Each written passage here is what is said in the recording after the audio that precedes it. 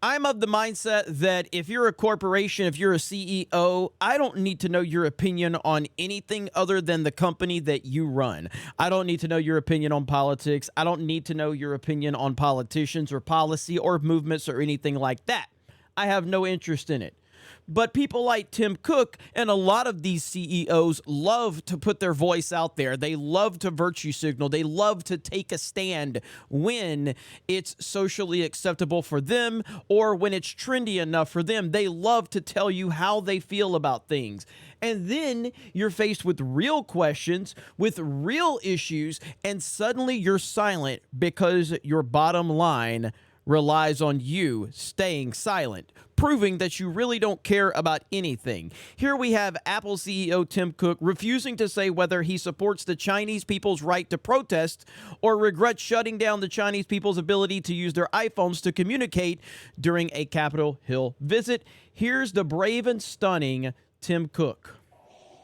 Do you support the Chinese people's right to protest? Do you regret restricting airdrop access that protesters used to evade surveillance from the Chinese government? Do you think it's problematic to do business with the Communist Chinese Party when they suppress human rights? Love it, love it, love it. Now, do I think that Tim Cook's opinion on these things is important? No, not at all. But, of course, Tim Cook loves to tell you, how passionate he is about certain topics when it's part of the NPC dialogue. So Apple CEO Tim Cook pledges to be a force for change in wake of the Black Lives Matter protest. Oh, Tim Cook, thank you. Tim Cook opened his WWDC keynote talk by addressing racism, inequality, and justice. He said he recognized the pain of being felt throughout the nation, especially in our black and brown communities, after the senseless killing of George Floyd and the subsequent Black Lives Matter protest. Cook said the events of the past month have caused everyone to face long-standing institutional inequalities and social injustices. Dang it. I'm so moved by this.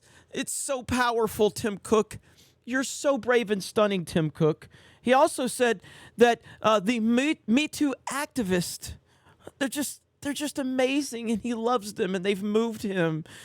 Tim Cook loves to tell you what he thinks about things when he can benefit from it, when he can virtue signal from it. So again, as I show you that, that's how you have to watch this, where suddenly the man that won't shut up about black and brown communities and how important it is to end racism and how important Black Lives Matter is and how important the Me Too movement is, that guy that can't shut the fuck up about these things suddenly goes radio silent on a topic like this. Do you support the Chinese people's right to protest?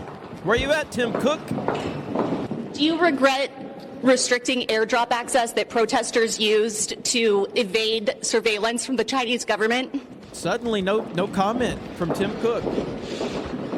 Do you think it's problematic to do business with the Communist Chinese Party when they suppress human rights?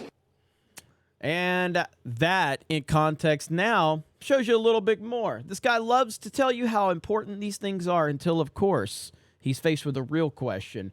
Recent protests at Foxconn factory in China where workers are being exploited to produce iPhones for Apple customers. Tweeted from an iPhone.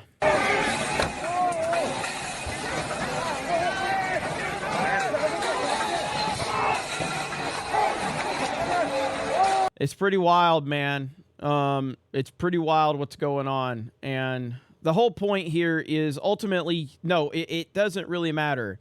It doesn't really matter what a CEO thinks about anything. It does not matter, okay? But what does matter is when you make a point to continue to tell us how virtuous you are, and when you take that moral superiority, and then suddenly you're asked a serious question about a very serious topic, and you don't want to talk about it. That's my problem. So on that note, we're just going to have to continue to see how this all plays out. But I love seeing the hypocrisy exposed right in front of our faces. And Apple, could be a tough few months for them, I feel like. I know they kind of patched things up with Elon Musk. But yeah, at least a lot of people are starting to realize it. And again, I don't think that Google or Android is any better. I'm an Android user. I understand why people like iPhones. I think iPhones are a very normie-friendly phone. I understand that. I hate Apple products. I despise them.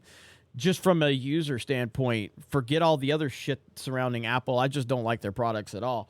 And I like my freedom of my Android. But you guys let me know your thoughts in the comments below. Thank you very much for checking out this video, and we will talk to you later.